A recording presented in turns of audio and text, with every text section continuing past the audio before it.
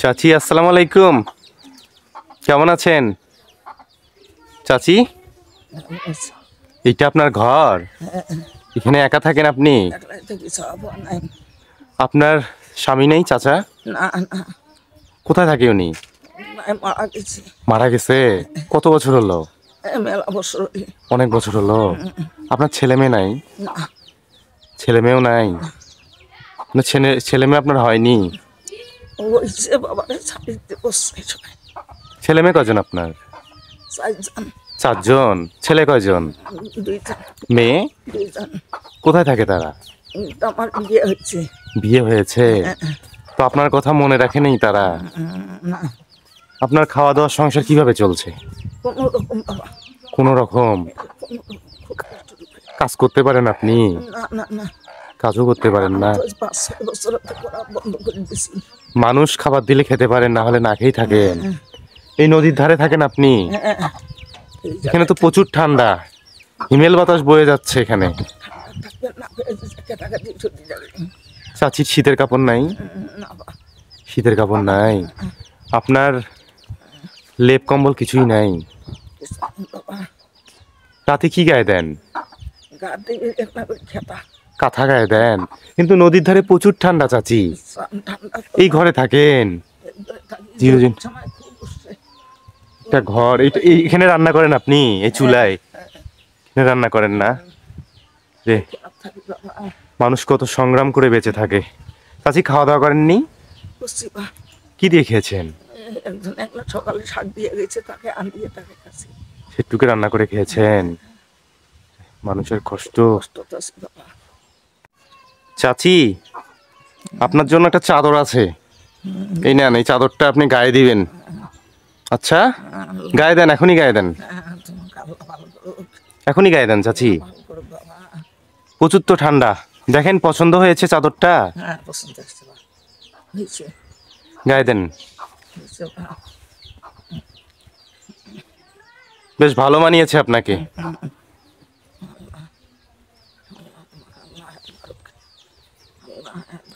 আচ্ছা চাচি, এক সময় সন্তানদের জন্য কি কি কষ্ট করতেন আপনি? খুব কষ্ট মানুষ করছি। কি কি করতেন আমাকে একটু বলবেন? কি কি করতেন সন্তানদের জন্য? মানুষ বইবার কাম করছি, কৃষি কাম করছি, মানুষের বাসায় বাসায় করছি। এগুলো করে কাজ খুব কষ্ট মানুষ করছি। এভাবেই সন্তানদেরকে মানুষ করেছেন? কষ্ট মানুষ করছি বাবা। আর সন্তানরা আপনাকে ভুলে গেছে? মানুষ করছি। মানুষ খাওয়া দিত, আপনি না খেয়ে বাচ্চাদেরকে খাওয়াতেন? মানুষ করছি, খুব কষ্ট মানুষ করছি। আর সন্তানরা আজকে আপনাকে ভুলে গেছে। আরে, আপনার সন্তানরা আপনার কাছে আসে না? কথাই বলে না আপনার সাথে? আপনার খারাপ লাগে না? খারাপ লাগে না। দিনে আমি আল্লাহ এই বাচ্চা হাতে মানুষ করতে আমার কোনো উপায় নেই। সারাদিন আমার তো বসে আমি কাঁদি। খুব কষ্ট মানুষ করছে। সন্তানরা আপনার খোঁজ রাখে না? চাচি, কাঁদিয়েন না, কাঁদিয়েন না, হ্যাঁ? আল্লাহ সহায় হোক, দোয়া করি। আচ্ছা ঠিক আছে, আপনি ভালো থাকবেন, আসি, আসসালামু আলাইকুম। সতী নদীর তীর ঘেঁষে হাঁটতে হাঁটতে হঠাৎ চোখে পড়ল একটি ছোট্ট টিনের ঘর।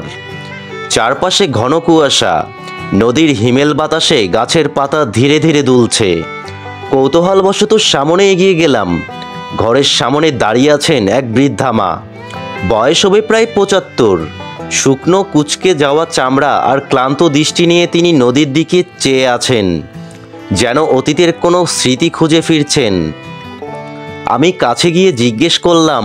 বৃদ্ধা মা ক্লান্ত গলায় বললেন, এই নদীর পাশেই আমার জীবন কেটে গেল বাবা।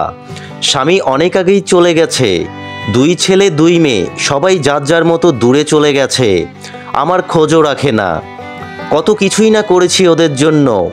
দিনের পর দিন অন্যের জমিতে খেটে কৃষিকাজ করেছি, বাসা বাড়িতে কাজ করেছি, নিজের খাওয়া পড়ার কথা ভুলে গিয়ে সন্তানদের মুখের আহার জুগিয়েছি।